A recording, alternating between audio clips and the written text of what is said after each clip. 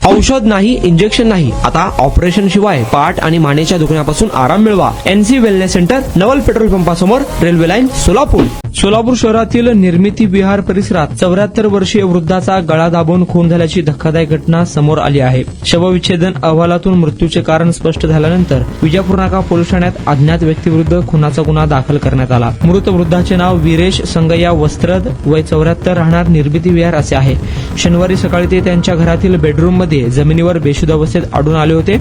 त्यांच्या गळ्यावर संशयास्पद जखमेच्या खुणा दिसून आल्याने खळबळ उडाली होती. घटनेची माहिती मिळताच विजापूर नाका पोलिसांनी घटनास्थळी धाव घेतली. वस्त्रद यांना उपचारासाठी शासकीय रुग्णालयात दाखल केले, मात्र डॉक्टरांनी तपासणीनंतर त्यांना मृत घोषित केले.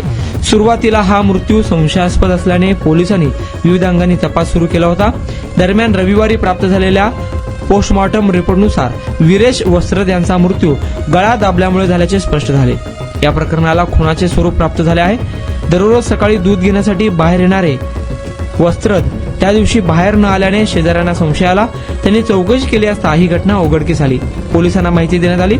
या प्रकरणी मृताची मुलगी अन्नपूर्णा वीरेश वस्त्रद प्रगती सोमनाथ कडची यांनी फिर्याद दिली आहे. अज्ञात आरोपी विरुद्ध खुनाचा गुन्हा दाखल करण्यात आला आहे. अधिक तपास पोलीस करत आहे. 1 वर्षापासून कंबरदुखीचा त्रास जाणवू लागला. जवळपास माझे आज 20 सेशन झाले, तर मी आज ठणठणीत बरा आहे. खरोखरच मी ह्या सर्वांचा आभारी आहे. मला 1 मिनिटही बसता येत नव्हतं, परंतु एनसी वेलनेस मध्ये मला ट्रीटमेंट घेतल्यानंतर आता जवळजवळ 1 तास बसता यायला लागला आहे.